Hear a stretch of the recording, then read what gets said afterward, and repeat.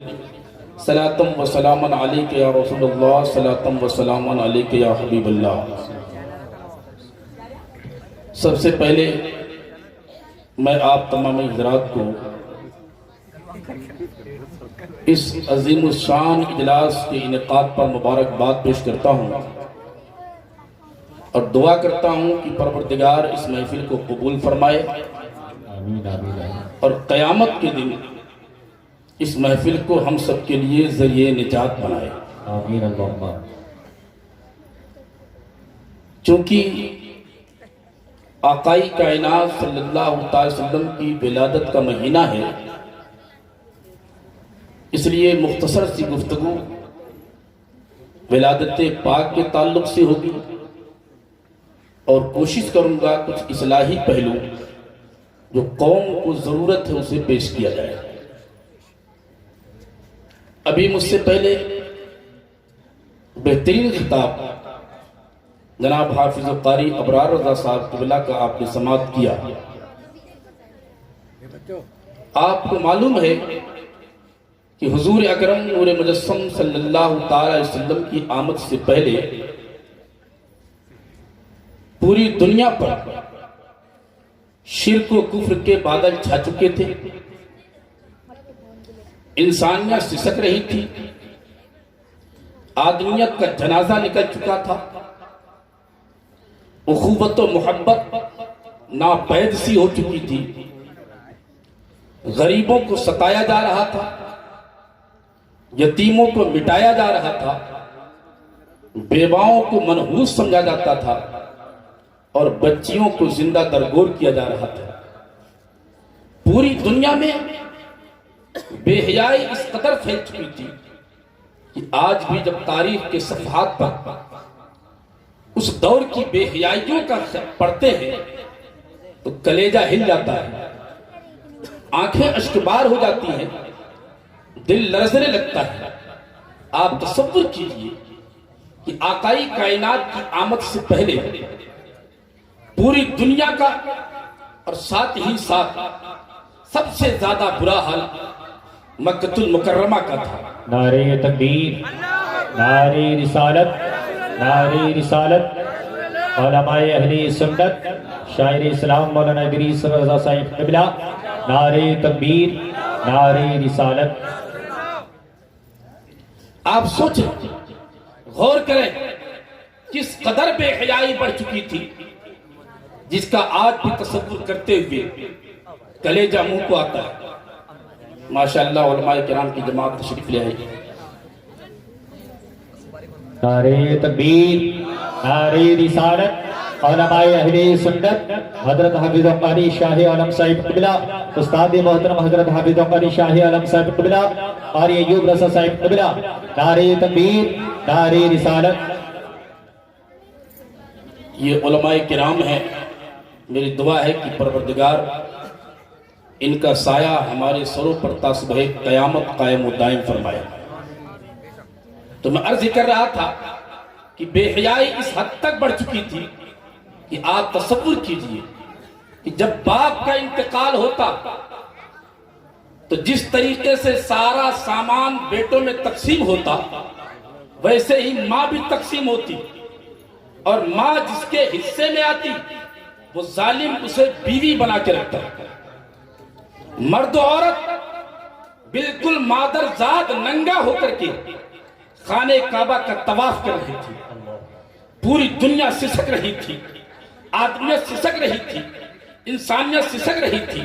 میں آپ سے پوچھنا چاہتا ہوں، اے اسلام کے شہزادوں، ذرا اپنے گریبان میں منہ ڈال کر کے سوچو، اپنے سینے پہ ہاتھ رکھ کر کے بتاؤ، ذرا خیال کرو، جب کسی ماں کی ممتا بھری گود سے بچیوں کو چھینا جا رہا تھا، کیا اس ماں کے دل سے آہ نہ نکلی ہوگی؟ یقیناً ماں کی آہیں بلند ہو رہی تھی، یتیم دعا کر رہا تھا، پروردگار تیرا محسن انسانیت کب آئے گا؟ بچیاں سسک رہی تھی، پروردگار ہمیں بچانے والا کب آئے گا؟ غریب تڑپ رہا تھا، پروردگار ہمیں چھٹکارا دلانے والا کب آئے گا؟ خانہ کعبہ دعا کر رہا تھا، پروردگار ہمیں بتوں سے پاک کرنے والا کب آئے گا؟ لوگوں کی آہیں بلند ہوئی، بچوں کی سسکیاں بلند ہوئی، بیواؤں کی صدائیں بلند ہوتی رہی، ساری صدائیں بلند ہوتے ہوتے ایک دن باب اجابت سے ٹکرا گئی، رحمت خداوندی کو جوش آیا، پروردگار نے اپنا آخری پیغمبر، اپنا آخری رسول، اپنا مصر انسانیت 12 ربیع الاول کے دن صبح صادق کے وقت مکہ المکرمہ کی سرزمین پر آمینہ کی گود میں ڈال دیا۔ مصطفیٰ تشریف لے آئے۔ نعرے تکبیر، نعرے رسالت، علماء اہل سنت، جشن عید میلاد النبی، آمد مصطفیٰ، نعرے تکبیر، نعرے رسالت، سبحان اللہ سبحان اللہ۔ آقائی کائنات جب پیدا ہوئے تو آپ کے دادا حضرت عبد المطلب رضی اللہ تعالیٰ عنہ جو سردار مکہ تھے، ان کا بیان ہے کہ میں خانہ کعبہ کا طواف کر رہا تھا۔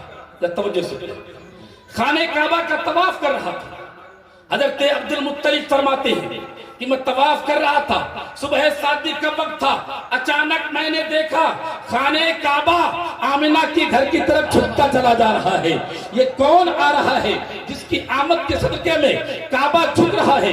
اعلیٰ حضرت امام عشق محبت تاجدار اہل سنت پکار اٹھے، جس کے سجدے کو محراب کعبہ جھکی، جن کے سجدے کو محراب کعبہ جھکی، ان بھووں کی لطافت پہ لاکھوں سلام۔ آقائی کائنات تشریف لائے، کعبہ آمنہ کے گھر کی طرف جھکنے لگا۔ حضرت عبد المطلب محو حیرت تھے، آج تک کبھی کعبے کو جھکتا ہوا نہ دیکھا تھا۔ آپ فرماتے ہیں میں استجاب میں ڈوبا ہوا تھا، اتنے میں ایک نوجوان دوڑا ہوا آیا اور آ کے کہتا ہے سردار مکہ غضب ہو گیا، میری ماں بیمار تھی، سارے ڈاکٹروں نے منع کر دیا تھا، طبیبوں نے لا علاج کر دیا تھا، میں اس کی زندگی سے نا امید ہو گیا تھا، لیکن آج صبح کے وقت جب میں اپنی ماں کی چارپائی کے قریب آیا، میں نے دیکھا میری بیمار ماں شفا پا چکی ہے اور اس کا جسم بالکل توانا ہو چکا ہے، اپنے بستر سے اتر کر کے نیچے ٹہل رہی تھی، میری خوشیوں کے انتہا نہ رہی۔ حضرت عبد المطلب فرماتے ہیں ابھی یہ شخص بیان ہی کر رہا تھا، ایک اور شخص آیا، کہنے لگا سردار مکہ غضب ہو گیا، میرے دروازے پر ایک سوکھا ہوا کھجور کا درخت تھا جو انتہائی سوکھ چکا تھا، جس کے اندر ہریالی نام کی کوئی چیز نہ تھی، لیکن آج صبح صادق کے وقت جب میں اپنے گھر سے باہر آیا تو میں نے دیکھا میرا سوکھا ہوا درخت ہرا بھرا ہو گیا ہے، اس پر پھل اتر رہے ہیں۔ ایک اور آیا، کہنے لگا میری ایک اونٹنی تھی جو انتہائی لاغر تھی، انتہائی کمزور تھی، جو چل نہیں سکتی تھی، چراگاہ جا نہیں سکتی تھی، لیکن آج میں صبح آیا، میں نے دیکھا میری بیمار اونٹنی شفا پا چکی تھی اور اس کا پستان دودھ سے بھر گیا تھا۔ لوگ محو حیرت تھے، یہ کون آ گیا؟ بیمار شفا پا رہا ہے، یہ کون آ رہا ہے؟ اونٹنی توانا ہو رہی ہے، یہ کون آ گیا ہے؟ درخت ہرا بھرا ہو رہا ہے، یہ کون آ گیا ہے؟ ہریالیاں پھیل رہی ہے۔ ابھی لوگ باتیں کر رہے تھے، اتنے میں ایک باندھی دوڑی ہوئی آئی اور آ کے کہتی ہے سردار مکہ مبارک ہو، آپ کا پوتا آ گیا ہے، عبداللہ کا بیٹا آ گیا ہے، آمنہ کا لال آ گیا ہے۔ سبحان اللہ سبحان اللہ، زندہ باد زندہ باد زندہ باد۔ تشریف لائے جبکہ پیغمبر زمین پر، تشریف لائے جبکہ پیغمبر زمین پر، رحمت کے پھول کھل گئے بنجر زمین پر، ہر طرف خوشیوں کا ماحول تھا، یہاں تک کہ ملک ایران نوشیروان بادشاہ کا محل جس کے 14 کنگورے ٹوٹ کر کے زمین پر گر پڑے اور ایران کے اندر آگ کی پوجا ہوا کرتی تھی، 1000 برس سے آتش کدا جل رہا تھا جس میں اگر کی لکڑیاں، عود کی لکڑیاں، چندن کی لکڑیاں ڈالی جا رہی تھی، لیکن اس رات میں اچانک وہ آتش کدا بجھ گیا، پجاری بھاگا بادشاہ وقت کے قریب گیا، جا کے کہنے لگا بادشاہ وقت تعجب یہ ہے کہ آج آتش کدا بجھ کیوں گیا ہے، اس کی وجہ کیا ہے؟ بادشاہ نے فوری طور پر ایک میٹنگ بلوائی اور میٹنگ بلوانے کے بعد اپنے وقت کے سب سے بڑے عالم دین عبد المسیح کو بلایا، کہنے لگا عبد المسیح یہ کیا ہو رہا ہے؟ آج میرے محل کے 14 کنگورے ٹوٹ گئے ہیں اور آتش کدا بجھ چکا ہے، اس میں حکمت کیا ہے؟ کہنے لگا مجھے معلوم نہیں ہے، لیکن میرا ایک استاد ہے جو انتہائی کمزور ہے، بہت زیادہ عمر دراز ہے، میں جا کے پوچھتا ہوں۔ چنانچہ عبد المسیح جو زبردست عالم تھا اپنے استاد کے پاس گیا۔ اس کا استاد بھی بہت ساری کتابوں کا عالم تھا، بہت ساری آسمانی کتابیں پڑھ رکھی تھی۔ جیسے ہی گیا وہ بوڑھا اتنا ضعیف ہو چکا تھا، پلکیں سفید ہو چکی تھی، اٹھ نہیں پاتا تھا۔ جا کے کان میں کہا استاد محترم آج غضب ہو گیا ہے، بادشاہ کے محل کے 14 کنگورے ٹوٹ گئے ہیں اور آتش کدا بجھ گیا ہے، اس کی حکمت کیا ہے؟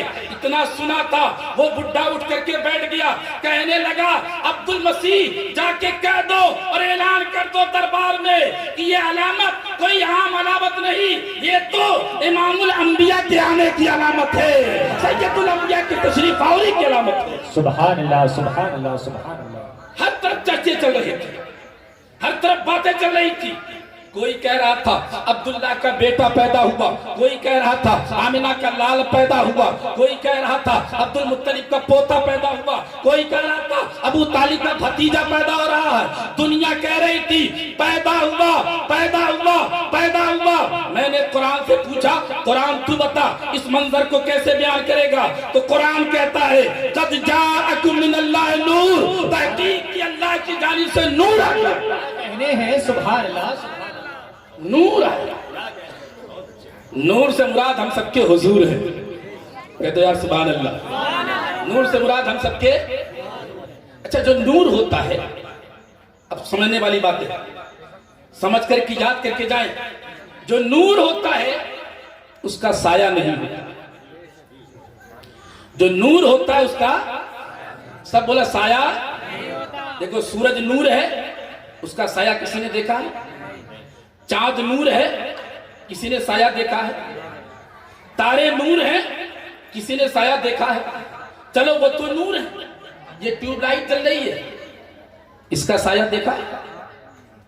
یہ تو مصنوی نور ہے، جب اس کا سایہ نہیں تو مصطفیٰ تو نور علی نور تھے، اس کا سایہ کہاں سے آ جاتا؟ یہی وجہ ہے کہ علماء فرماتے ہیں میرے آقا کی شان یہ تھی کہ آپ سورج کی روشنی میں چلتے جب بھی سایہ نہیں ہوتا، چاند کی چاندنی میں چلتے جب بھی سایہ نہیں ہوتا۔ اچھا نبی کا سایہ کیوں نہیں تھا؟ کیا حکمت تھی؟ کیا مصلحت تھی؟ وجہ کیا تھی؟ کہ آقا چلتے تھے تو سایہ نہیں ہوتا، آقا دھوپ میں جاتے تو سایہ نہیں ہوتا، چاندنی میں جاتے تو سایہ نہیں ہوتا، کیا وجہ تھی؟ چند حکمتیں علماء نے لکھی ہیں، اگر آپ اسے سمجھ جائیں گے تو بہت مزہ آئے گا۔ علماء لکھتے ہیں کہ مصطفیٰ کو اللہ نے بے سایہ بنایا۔ وجہ یہ ہے کہ دیکھو سایہ جو ہوتا ہے نا، سایہ کسی کا بھی ہو، آپ کا سایہ کبھی تو آپ کے پیچھے پیچھے چلتا ہے، ارے بولو دیکھا ہے؟ آپ کا سایہ آپ کے پیچھے پیچھے، اور وہی سایہ کبھی آپ کے آگے آگے ہو جاتا ہے۔ اگر نبی کا بھی سایہ ہوتا تو کبھی تو نبی کے پیچھے ہوتا اور کبھی نبی کے آگے بڑھ جاتا۔ میرے رب کو گوارا نہیں کہ دنیا میں کوئی میرے محبوب سے آگے بڑھے، چاہے محبوب کا سایہ ہی کیوں نہ ہو، اس لیے اللہ نے محبوب کو بے سایہ بنایا۔ سبحان اللہ سبحان اللہ۔ نعرہ تکبیر، نعرہ رسالت، علماء اہل سنت، جشن عید میلاد النبی، نعرہ تکبیر، نعرہ رسالت۔ سبحان سایہ پسند آیا نہ پروردگار کو، سایہ پسند آیا نہ پروردگار کو، بے سایہ کر دیا اس سایہ دار کو۔ اور دوسری حکمت، سایہ جو ہوتا ہے نا، آپ نے دیکھا ہوگا یہ سایہ کبھی بڑھتے بڑھتے بہت لمبا ہو جاتا ہے، ارے بولو ہو جاتا ہے، اور کبھی گھٹتے گھٹتے بہت چھوٹا ہو جاتا ہے۔ جب سایہ لمبا ہوتا ہے تو بد شکل ہو جاتا ہے، اور جب چھوٹا ہوتا ہے تو بھدا ہو جاتا ہے۔ نبی کا بھی اگر سایہ ہوتا تو کبھی لمبا ہو کے بد شکل ہو جاتا، کبھی چھوٹا ہو کر کے بھدا ہو جاتا۔